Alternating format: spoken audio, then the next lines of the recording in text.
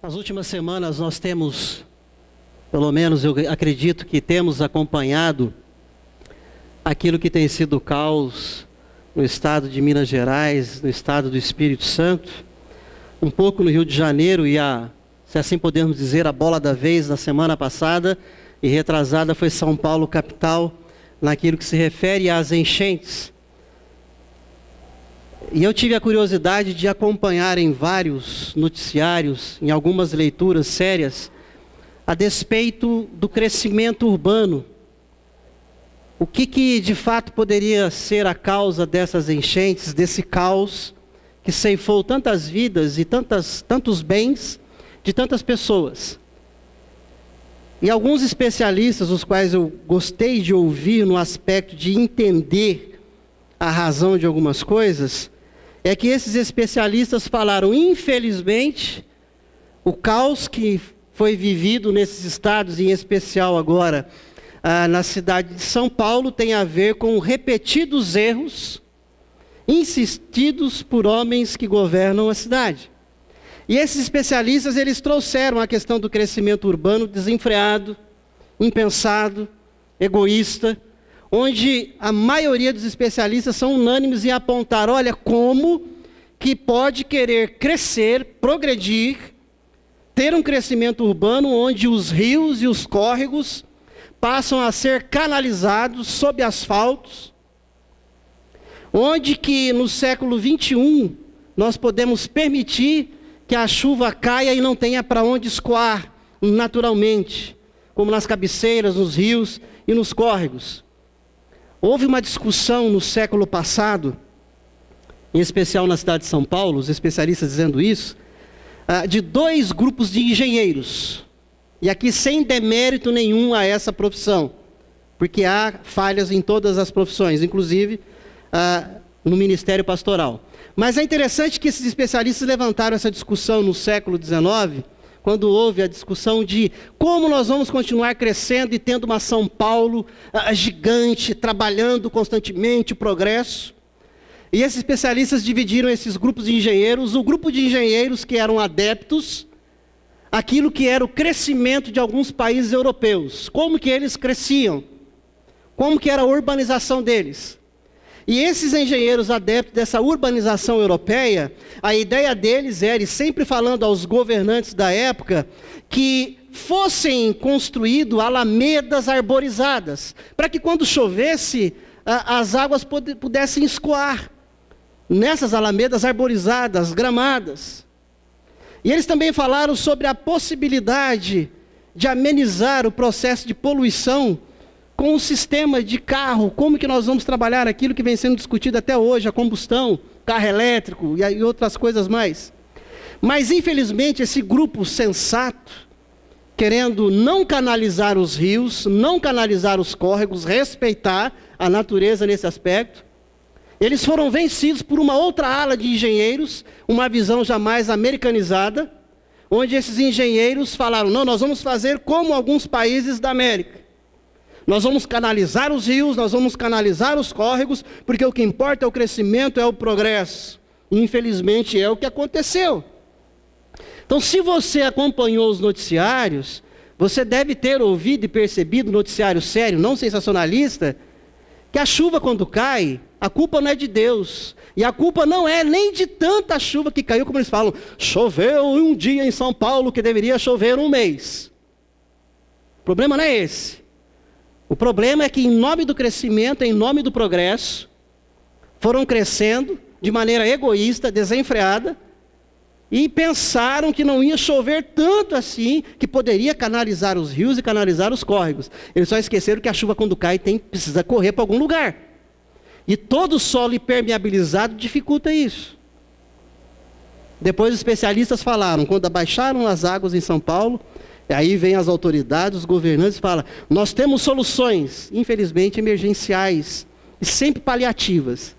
Aí uma das soluções que os especialistas riram, e até depois eu acabei rindo com eles também, é que a solução para tudo isso, é que é o seguinte, agora que a água baixou, libera o rodízio de carro, não tem aquele negócio de placa, hoje não pode estar o carro, libera tudo.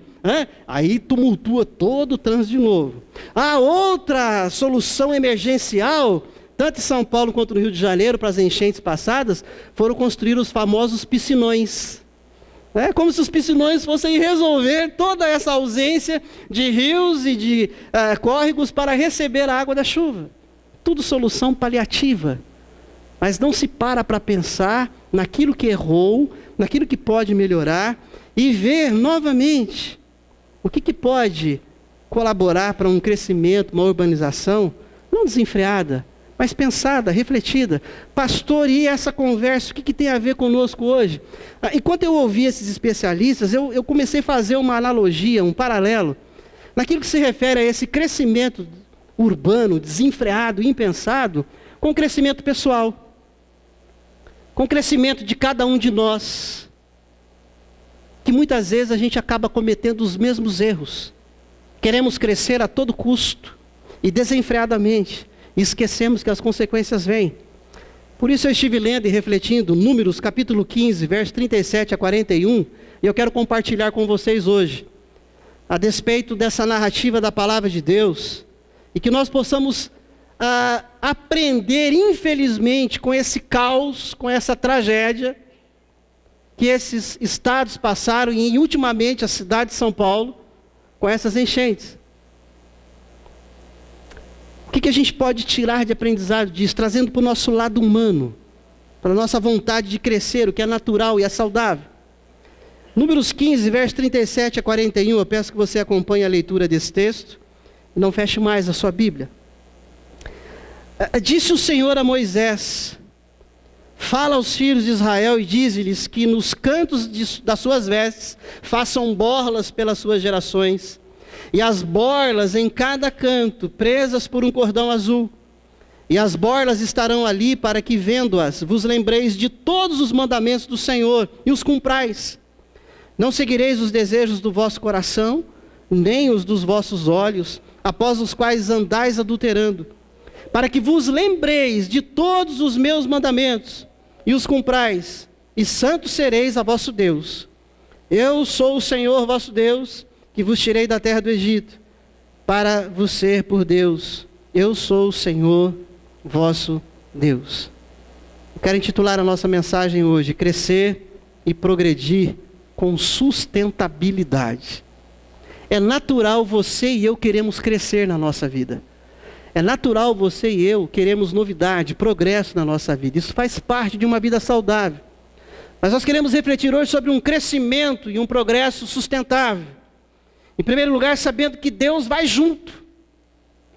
A palavra de Deus, versos 37 e 38, disse o Senhor a Moisés: fala aos filhos de Israel e diz-lhes que Deus, Ele está chamando Moisés. E Ele está falando para Moisés para dizer ao povo de Israel algo. Ou seja, Deus está sinalizando a todo o povo de Israel que Deus estará com eles. E que momento em que essa palavra de Números vem ao povo de Israel? O povo de Israel sai da escravidão de 400 anos de Egito, um caos na vida deles. E agora eles estão na trajetória de uma nova vida, de uma terra prometida, Canaã, onde eles poderiam viver um novo momento na existência deles. E eles estão aqui agora acampados na planície do Sinai. E ali Deus está orientando a Moisés, enquanto eles estão acampados, quase se aprontando para retomar a caminhada para a terra prometida, para Canaã, para a nova vida, longe do caos do Egito.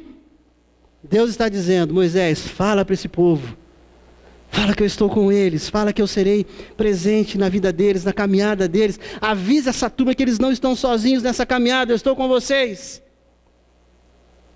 Crescimento e progresso com sustentabilidade, sabendo que Deus vai junto, confirmando a presença dEle, como Ele confirmou para Israel, confirma para você e para mim, mas também lembrando que Ele é quem manda. Nessa caminhada, nessa trajetória, sob promessa de uma nova terra, uma nova vida, progresso, vida nova, tem alguém que manda tudo isso e comanda, está à frente, é Deus. E no verso 41 nós vemos Deus se apresentando assim: eu sou o Senhor, vosso Deus, que vos tirei da terra do Egito, para vos ser por Deus. Eu sou o Senhor vosso Deus.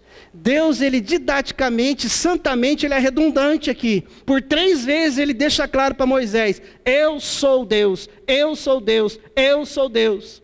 Por 3 vezes ele diz: eu sou o Senhor, eu sou o Senhor, eu sou o Senhor. Esse crescer e progredir com sustentabilidade na vida do povo de Israel, saindo do caos do Egito, caminhando para Canaã, para a nova vida. É necessário saber que Deus está presente, mas que Deus é quem manda e quem orienta nessa caminhada. Deus é aquele quem vai dar as diretrizes, os passos, a conduta, para que eles possam ter sucesso e um progresso, sem enchentes, sem novos caos, sem novas tragédias na vida deles. Segundo lugar, crescer e progredir com sustentabilidade, sabendo das orientações de Deus. É necessário que eu e você saibamos que Deus vai junto. Mas não que apenas Deus vai junto para abençoar o que nós decidimos fazer como nós queremos, mas que Deus vai junto e Ele tem as orientações dele para você e para mim, enquanto Ele vai junto conosco. A palavra de Deus está cheia de orientações para mim e para você, para caminharmos nessa vida, evitando muito caos. Esse Deus, Ele tem um padrão elevadíssimo, e Ele, como o Senhor da sua vida e da minha vida, dizendo que vai junto, Ele também quer dizer como que é para eu e você prosseguirmos nessa caminhada, nessa nova vida, nesse nosso crescimento, nesse nosso progresso. Olha o verso 40. Para que vos lembreis de todos os meus mandamentos e os cumprais, e santos sereis a vosso Deus. Deus, Ele quer abençoar o povo de Israel, como abençoou, Ele quer abençoar a você e a mim. Deus, Ele quer que eu e você cresçamos e tenhamos progresso, mas de maneira sustentável. Deus, Ele nos avisa que Ele tem as orientações dEle de como nós devemos caminhar no nosso dia a dia. No caso de Israel, eles já estavam aqui na narrativa de Números. Em Êxodo, o livro que antecede, Deus já havia dado a eles o decálogo, os 10 mandamentos. Como que eles deveriam proceder. Ali em Números eles vão receber mais uma pancada de orientações, de mandamentos, de como eles deveriam prosseguir na caminhada deles. E eu e você, que há um bom tempo já somos convertidos, sabemos da palavra de Deus aquilo que ela tem nos orientado, de como nós podemos crescer e progredir, mas de maneira sustentável. A palavra de Deus vem ao povo de Israel e vem a você e a mim, nos avisando que Deus tem um padrão elevado. Deus, Ele está comigo e com você na nossa caminhada, não para aprovar as nossas decisões fora dos princípios da palavra dEle. Deus está comigo e com você dizendo: o meu padrão é alto. O verso 40 diz: e santo sereis a vosso Deus. O nosso Deus, Ele é santo, Ele está acima de todos e de tudo. E Deus, Ele te chama e me chama para que vivamos em santidade, diferente, um nível melhor e maior do que todos os povos da terra, do que todos os costumes dos povos da terra. Não é para nos igualarmos ao sistema desse mundo, mas é para seguirmos o padrão de Deus. Sabendo das orientações de Deus, o Deus que nos avisa graciosamente das nossas limitações. Deus fala: Moisés, avisa que eu estarei com o povo. Moisés fala para eles que eu tenho as orientações e que o meu padrão é elevado e que eles precisam ser santos na caminhada, ser diferente. Moisés, eu quero que você faça eles lembrar que eles são limitados. Moisés, abra o olho e pede para esse povo abrir o olho que eles são limitados, para eles tomarem cuidado para não trazerem caos sobre a vida deles. Olha o verso 39. E as borlas estarão ali, para que vendo-as, vos lembreis de todos os mandamentos do Senhor e os cumprais. Não seguireis os desejos do vosso coração, nem os dos vossos olhos, após os quais andais adulterando. Esse Deus que tem um padrão elevado, que tem as suas orientações, Ele lembra Moisés para lembrar o povo da limitação do povo. O povo de Israel naquela época, eles não tinham a Bíblia na mão como eu e você temos aqui. O que eles tinham era chamado tradição oral. Nessa época da narrativa de Números, eles não tinham ainda palavra escrita, como nós temos bonitinho. Pequenas porções da Bíblia apenas eles tinham. Mas o que pesava muito era a tradição oral.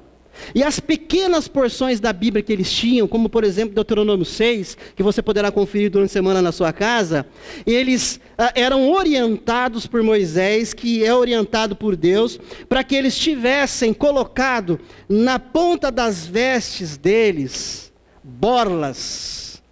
E essas borlas são lembretes, como mezuzá, que o povo de Israel utilizava para lembrar pequenas passagens bíblicas. E essas bordas deveriam ser colocadas nas pontas das vestes, para que de fato eles não esquecessem. E que todos os dias eles se lembrassem das orientações de Deus, para que eles continuassem a caminhada deles até Canaã, para uma vida de progresso, de crescimento, mas com sustentabilidade. Sem desobediência, para que o caos não viesse sobre a vida deles. Deus os avisa das limitações deles. O verso 39 diz: e as bordas estarão ali para que, vendo-as, vos lembreis de todos os mandamentos do Senhor e os cumprais. Olha a limitação humana: não seguireis os desejos do vosso coração, nem os dos vossos olhos, após os quais andais adulterando. O que Moisés faz é dizer diretamente ao povo: povo de Deus, os meus olhos e os seus olhos são pecaminosos. Nosso coração é pecaminoso. O Evangelho de Mateus capítulo 6, verso 22 a 24, depois vai falar, lembrar disso. Diz assim: os olhos são a candeia do corpo. Se os teus olhos forem bons, todo o corpo será bom. Lá em Provérbios diz: sobre tudo que deve guardar, guarda pois o teu coração. O profeta Isaías, ele vai lembrar ao povo de Israel depois, a despeito do coração que é tremendamente corrupto. Moisés, ele é avisado por Deus para avisar o povo das limitações deles. Cuidado com os seus olhos, cuidado com o seu coração, cuidado com o que seus olhos desejam nessa caminhada, cuidado com o que seu coração deseja nessa caminhada. Essa caminhada de progresso com sustentabilidade é o Deus que nos chama também à responsabilidade.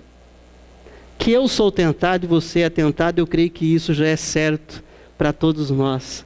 A questão é que nós precisamos aprender a não transferir culpa e assumir as nossas responsabilidades.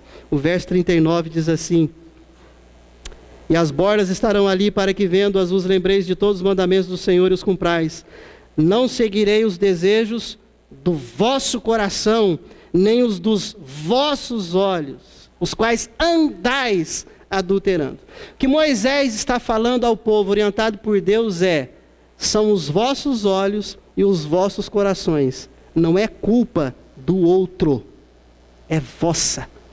É culpa vossa. Aquilo que vocês já andais adulterando, aquilo que vocês têm falhado e pecado nessa caminhada, é culpa vossa, não é culpa do outro. Por isso, vossos olhos, vosso coração.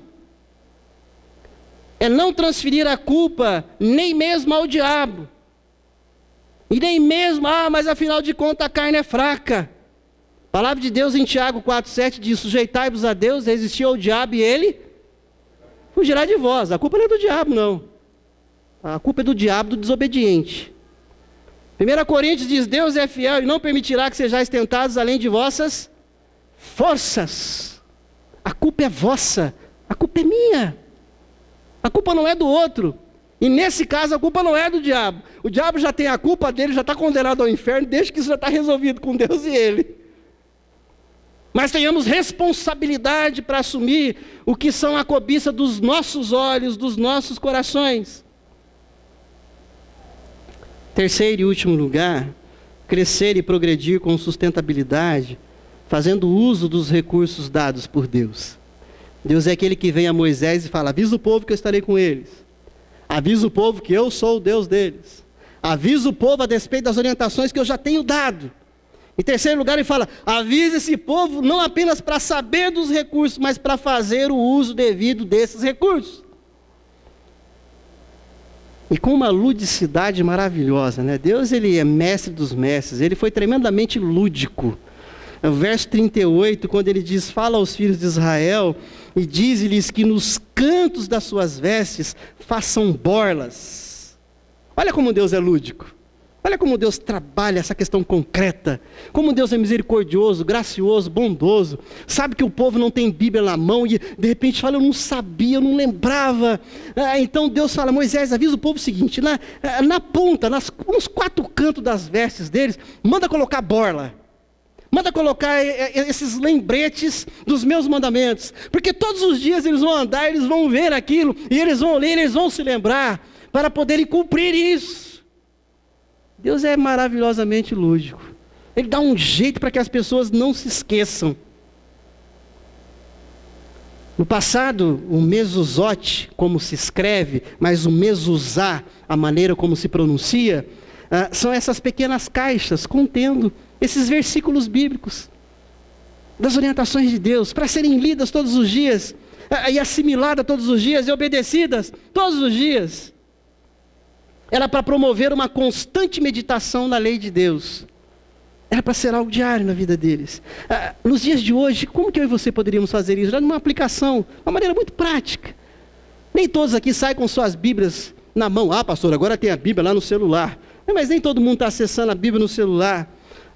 Então hoje talvez aqueles usos de post-it. Sabe aqueles papeizinhos coloridos? Você prega na porta da geladeira, ou prega na porta do armário, ou coloca naquele quadro de rolho no canto de aviso, para você não se perder durante o dia em que você tem os afazeres. Bota uns post-itzinhos ali com o texto da palavra de Deus, para que você possa todos os dias ter essas borlas atuais. Você não vai costurar a borla aqui na sua camisa, na calça. A mulherada não vai colocar a borla no vestido. Pô, vai lá, que doideira é essa aí? Então usa as bordas atuais, do momento, post-itzinho, papelzinho colorido. Para os mais antigos aí, amarra o barbantinho no dedo para lembrar daquele texto bíblico. Use desses recursos, para que diariamente eu e você possamos olhar para eles e lembrar que as orientações de Deus não é apenas para que saibamos, mas é para que façamos uso dela e nos rendamos a elas. E com o valor e o respeito devido. O verso 38 diz, fala aos filhos de Israel e diz-lhes que nos cantos das suas vestes façam borlas pelas suas gerações. E as borlas em cada canto, presas por um cordão azul. A palavra de Deus, toda a sua narrativa, não tem palavra demais aqui só para dar texto, para encher linguiça. Tudo tem um sentido, tudo tem a ver. Moisés é orientado por Deus, fala para eles amarrarem, não é de qualquer jeito, não é uma só não, são 4, uma em cada canto, para que não haja esquecimento. E fala para eles amarrarem com um cordão de boa qualidade, e o cordão de preferência de cor azul. Aí eu não gosto de azul, a questão não é essa agora, é o significado, o simbolismo desse cordão azul para eles naquela época. Tenham zelo, amarrem com esse cordão azul. Sabe o que significava um cordão azul amarrando algo numa borla de roupa, numa vestimenta de um judeu? Um cordão azul distinguia a realeza. O cordão azul denunciava que aquela pessoa, ela fazia parte de uma nação. E que aquela pessoa fazia parte do povo de Deus, da nação santa. Era uma identidade. Ali vai um povo que tem uma direção divina para ser seguida, para que sejam abençoados. Então quando eles pegavam a borla, não apenas eles lembravam do que estava escrito ali, mas o cordão azul lembrava, você pertence ao Deus de Israel. Eu sou o Senhor, eu sou o seu Deus, eu tenho as orientações. Você pertence a uma nação santa. Olhar para as borlas era exercício diário daquele povo, para sempre lembrarem que eles pertenciam a um Deus que é santo e que exige um padrão de santidade, a um Deus que se colocou como Senhor de um povo que é a propriedade exclusiva de Deus. É ter esse crescimento e esse progresso com sustentabilidade, ouvindo as orientações de Deus, mas não parando apenas em nós mesmos. É necessário que nós ensinemos os nossos filhos. O verso 38 diz, fala aos filhos de Israel e diz-lhes que nos cantos das suas vestes façam bordas. Continue lendo comigo.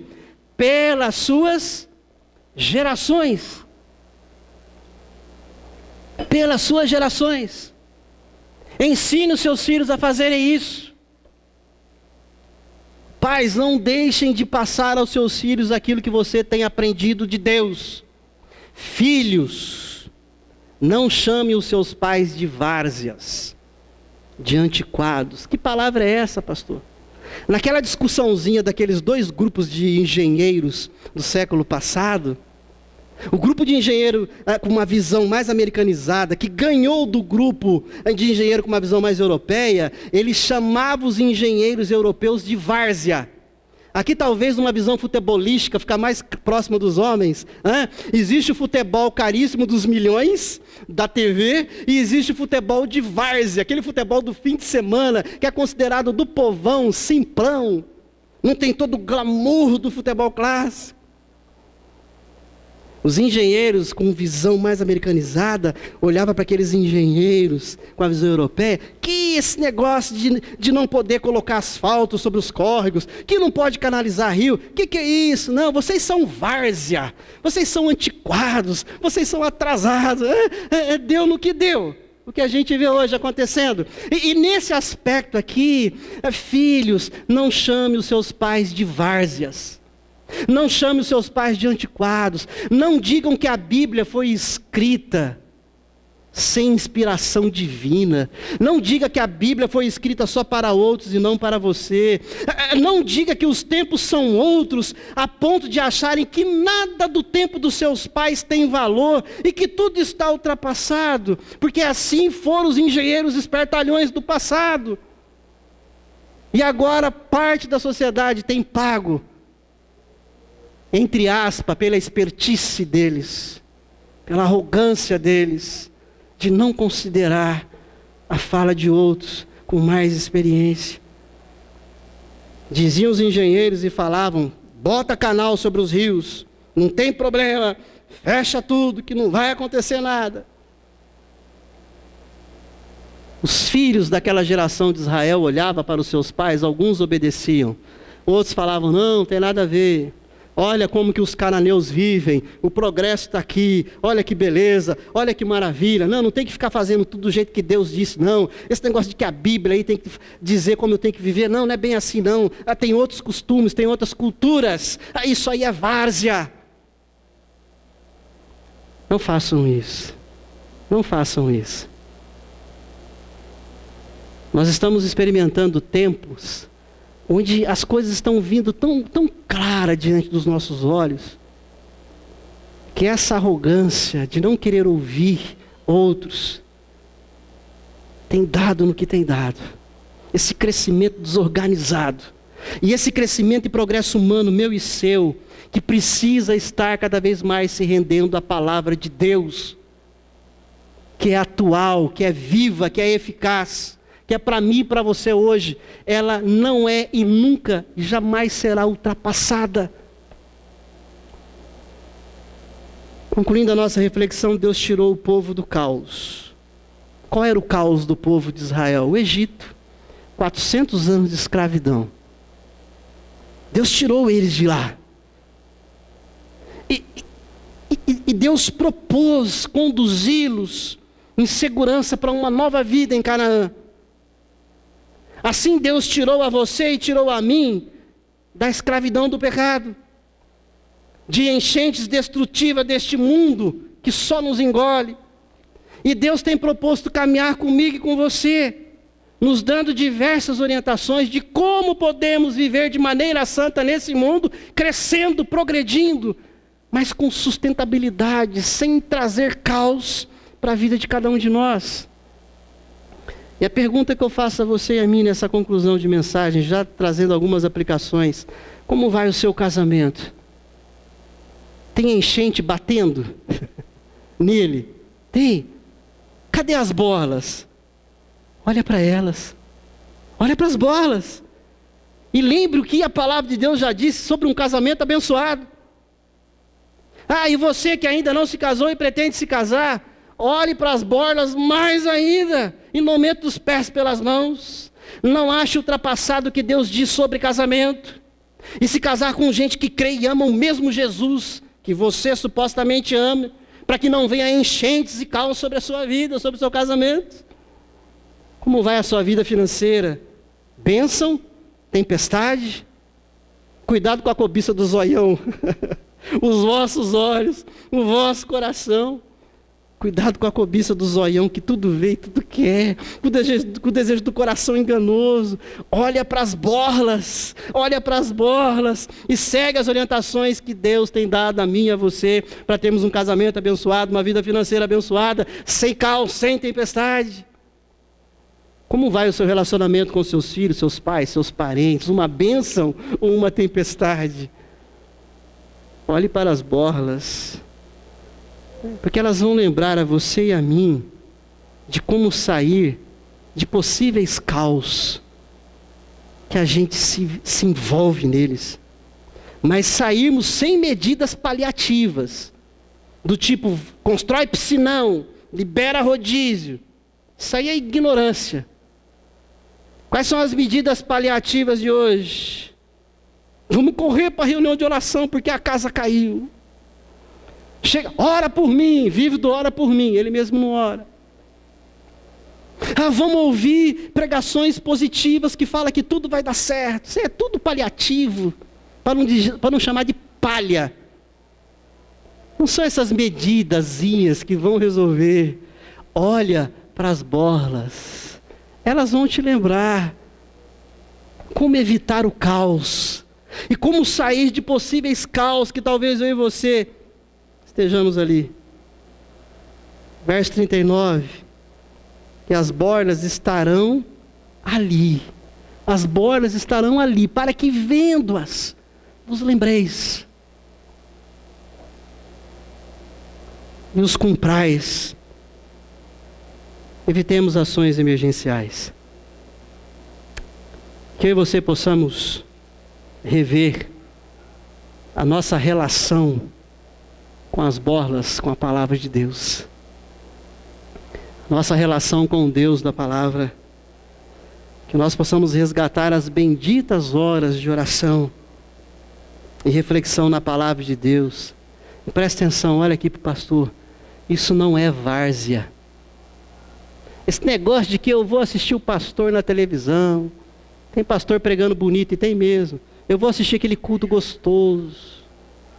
Esse negócio de ter que estar lá na igreja, ter que estar em comunhão, esse negócio de ter que estar lendo a palavra, esse negócio de ter que estar orando, isso aí é várzea, isso aí é antiquado, o evangelho hoje é outro. Não, querido, é não. O evangelho é o mesmo da palavra de Deus. E a vida com Deus é para ser levada da mesma forma a qual o próprio Deus instituiu a você e a mim, para que nós não vivamos de medidas emergenciais, mas que vivamos uma vida apegados à palavra de Deus, à oração, à devoção, que haja algo. E assim, eu e você possamos continuar crescendo, progredindo na nossa vida de maneira sustentável, na nossa profissão, no nosso estudo. Aqueles que hoje talvez estejam só, como fazer para continuar vivendo e crescendo só de uma maneira sustentável? Deus está dizendo para você, as borlas estão lá. Olha para elas, se renda a elas, cumpra cada uma delas. Sede santo para o vosso Deus, que é santo. Feche seus olhos, pedir que o pessoal da música venha aqui à frente. Feche seus olhos, ore a Deus mais uma vez. Fale com o Senhor a despeito da sua vida. Clame ao Senhor graça e misericórdia, para você ter um renovo de vida com Ele, com a palavra dEle. Para que muitos caos sejam evitados sobre a sua vida, sobre a minha vida.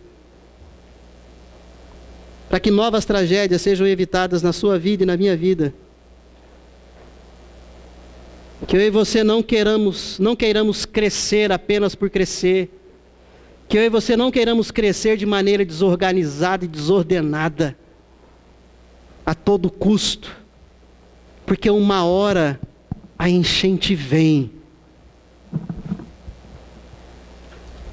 Uma hora a enchente a prosseguir nessa caminhada, crescendo, progredindo, mas de maneira sustentável, de maneira santa, para que não sejamos engolidos amanhã pela nossa negligência, pelo nosso descaso. Tem misericórdia de nós. Assim nós oramos em nome de Jesus.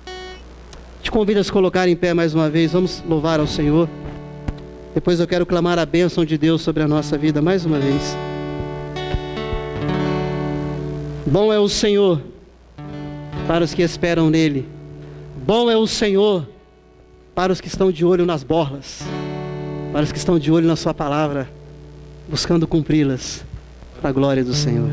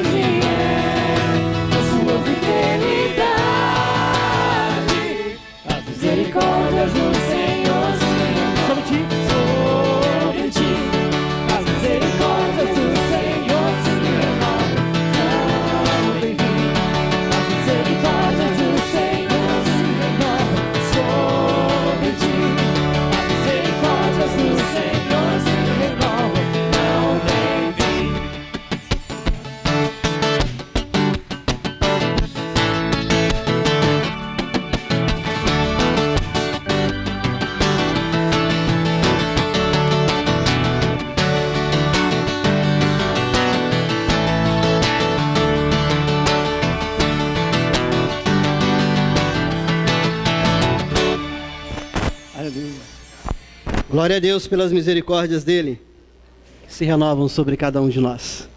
Cabe a mim, cabe a você, a cada um de nós, orarmos pelas vítimas dessas enchentes.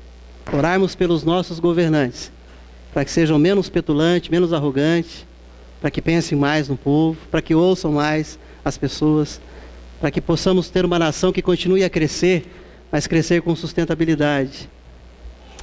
E que eu e você, na nossa vida pessoal, particular de cada um de nós, oremos pela vida dos nossos irmãos e oremos por nós mesmos, para que continuemos a crescer, não desorganizados, não desenfreados a qualquer custo, mas dentro de um padrão alto que Deus nos tem dado como orientação, para que não venha o caos sobre você, para que não venha o caos sobre mim. Porque aí depois, irmão, não adianta ficar repreendendo em nome de Jesus, entendeu? Esse linguajar no meio de uns crentes meio desajustado, quer repreender aquilo que a culpa não é do diabo, não é do outro, são os vossos olhos, os vossos corações, né? Que nós possamos repreender a nós mesmos nesse aspecto de não obedecer ao Senhor. Tem essa palavra como palavra de Deus para você, eu estou tendo para mim também, para que eu e você cresçamos, possamos ter progresso, mas de uma maneira sustentável, que a casa não caia no outro dia. Feche seus olhos mais uma vez. Pai, Tu és bendito, Tu és Senhor, Tu és misericordioso, e a Ti pertence toda a honra, toda a glória e todo o louvor. Eu Te peço perdão pela minha vida, pelas vezes que desobedeço a Sua palavra. Te peço perdão pelos meus irmãos.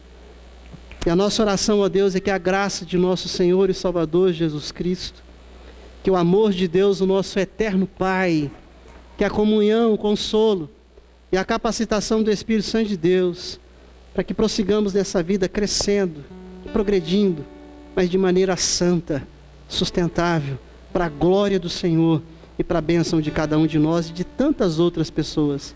Que seja assim até a volta gloriosa de Jesus. No nome de quem nós oramos, amém e amém, Senhor. Se você puder dar um abraço no seu...